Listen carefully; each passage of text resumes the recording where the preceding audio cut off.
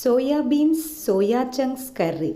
కావలసిన పదార్థాలు: soya beans 1 cup, meal maker 2 కప్పులు, పచ్చి కొబ్బరి తురుము 2 కప్పులు, ధనియాల పొడి 1 టేబుల్ స్పూన్, అల్లం ముక్కలు 2 టేబుల్ స్పూన్లు, పప్పులు 1/2 కప్పు, పచ్చిమిర్చి 7, వెల్లుల్లి రెబ్బలు 10, కల్లుప్పు 1 టేబుల్ స్పూన్, టమోటా ముక్కలు 2 కప్పులు, ఎండుమిర్చి ముక్కలు 2, మెత్తని ఉప్పు 1 టేబుల్ స్పూన్, నీళ్ళు తగినన్ని, కొత్తిమీర తరుగు తగినంత, కరివేపాకు 2 రెమ్మలు, ఆవాలు 1 టేబుల్ స్పూన్, జీలకర్ర 1/2 టేబుల్ స్పూన్, పసుపు 1/2 టీ స్పూన్, నీళ్ళు 5 కప్పులు, నూనె 1 చిన్న గరిటె.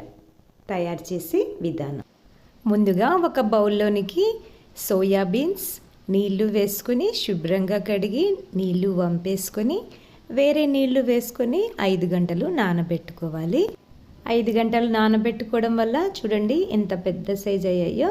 ప్రెషర్ కుక్కర్లో కానీ పాన్లో కానీ నానబెట్టుకున్నటువంటి సోయా గింజలు నీళ్లు వేసుకొని మూత పెట్టి వెయిట్ పెట్టుకొని 3 విజిల్స్ రానిచ్చుకొని ఆఫ్ చేసుకోవాలి. స్ట్రీమ్ వెళ్ళిపోయిన తర్వాత మూత తీసివేసి కల్లుప్పు కానీ మెత్తనుప్పు కానీ వేసుకొని అంత బాగా మిక్స్ చేసుకొని 10 నిమిషములు నానబెట్టుకోవాలి. ఈ విధంగా నానబెట్టుకోవడం వల్ల గింజలకంతా కూడా ఉప్పు చక్కగా పడుతుంది. నానిన తర్వాత నీటినంతటిని కూడా వంపేసుకోవాలి. ఆ తర్వాత ఒక బౌల్లోనికి కల్లుప్పు, మీల్ మేకర్ నీళ్లు వేసుకొని స్టవ్ పైన పెట్టుకొని అవి మెత్తబడేంత వరకు ఉడికించుకోవాలి. మీడియం ఫ్లేమ్లో పెట్టుకుంటే తొందరగా ఉడుకుతాయి.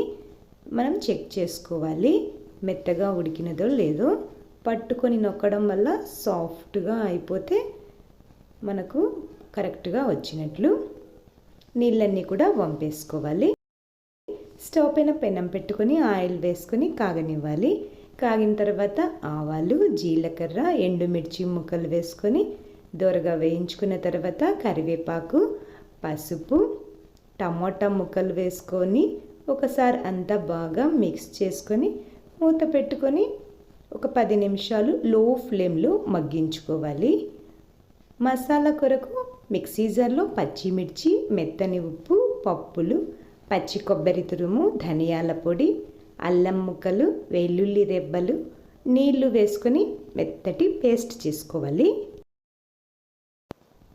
టమోటా ముక్కలు మగ్గిన తర్వాత ముందుగా ఉడికించి పెట్టుకున్నటువంటి soya chunks, soya beans masala paste వేసుకొని అలాగే నీళ్లు కూడా వేసుకొని అంతా బాగా మిక్స్ చేసుకొని 10 నిమిషములు మీడియం ఫ్లేమ్లో ఉడికించుకొని స్టవ్ ఆఫ్ చేసుకొని సన్నగా కట్ చేసుకున్నటువంటి కొత్తిమీర తరుగు కలుపుకుంటే ఎంతో రుచిగా ఉండేటువంటి soya beans soya chunks curry తయారవుతుంది.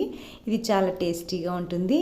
రోటీ, చపాతి, పూరీలకి చాలా బాగుంటుంది. మీకు నచ్చితే లైక్ చేయండి, షేర్ చేయండి, సబ్స్క్రైబ్ చేసుకోండి.